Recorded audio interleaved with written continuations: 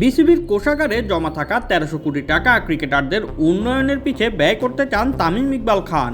আগের বোর্ডগুলোর সাথে ক্লাবের ঝামেলার কারণে কিছু ক্রিকেটারের আর্থিক অবস্থা এতটাই খারাপ হয়ে গিয়েছিল যে তাদেরকে জীবিকা নির্বাহের জন্য রিক্সা চালাতে অথবা ফুচকা বিক্রি করতে হয়েছে। এমনই সব চাঞ্চল্যকর তথ্য প্রকাশ করলেন প্রেসিডেন্ট তামিম ইকবাল। মূলত ভারতীয় গণমাধ্যম ইন্ডিয়ান এক্সপ্রেসকে দেওয়া সাক্ষাৎকারে তামিম ইকবাল এই কথাগুলো বলেন।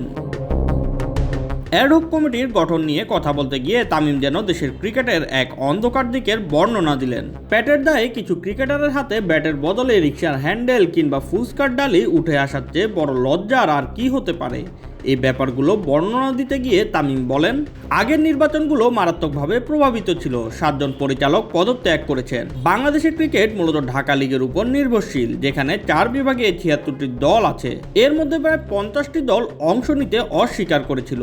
প্রথম বিভাগে 20টির মধ্যে 8টি দল খেলেনি। দ্বিতীয় বিভাগে 24টির মধ্যে 12টি দল বাইরে ছিল। প্রিমিয়ার লিগে 12টির মধ্যে 9টি দল বিরোধিতা করেছিল। তৃতীয় বিভাগে 15টি দল আপত্তি জানিয়েছিল। ক্রিকেটাররা পারিশ্রমিক পাচ্ছিলেন না। যেসব খেলোয়াড় এই খেলাকে কেন্দ্র করে জীবন গড়েছিলেন তারা পথে বসে গিয়েছিলেন। কেউ রিক্সা চালাচ্ছিলেন, কেউ ফুচকা বিক্রি করছিলেন। এরপর জাতীয় ক্রীড়া পরিষদ হস্তক্ষেপ করে একটি তদন্ত কমিটি গঠন করে এবং পরিচালকরা সেখানে সাক্ষ্য দেন।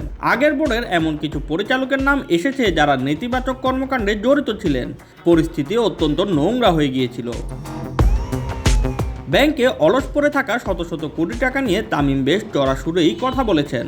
তার সোজাসাপটা কথা হলো, টাকা ব্যাংকে জমিয়ে রেখে মুনাফা করার নাম ক্রিকেট উন্নয়ন নয়। বড় দলগুলোর সাথে বুক্তিতে লড়াই করতে হলে আগে খেলোয়াড়দের প্রাপ্য সম্মান আর সুযোগ দিতে হবে। আইসিসি বা স্পন্সরদের দেওয়া টাকার সঠিক ব্যবহার নিয়ে প্রশ্ন তুলে তামিম বলেন, আমি চাই আমার খেলোয়াড়রা ভারত, পাকিস্তান ও অস্ট্রেলিয়ার সাথে পাল্লা দিক। আমি যদি তাদের সেরা সুযোগ সুবিধা দিতে না পারি, যা দেওয়ার ক্ষমতা আমাদের আছে, তবে তাদের কাছে এত কিছু আশা করা কি ঠিক? আমি মনে করি না। আইসিসি আমাদের টাকা ফিক্সড ডিপোজিট করে রাখার জন্য দেয় না। স্পন্সররাও সেই জন্য টাকা দেয় না। এই টাকা উন্নয়ন, অবকাঠামো এবং ক্রিকেটে প্রকৃত বিনিয়োগে ব্যয় হওয়া দরকার। অন্তত পাইপলাইন এবং অবকাঠামোটা তৈরি করে দিন, এরপর বাকিটা খেলোয়াড়দের উপর। Shoaib Shams, BD sports time.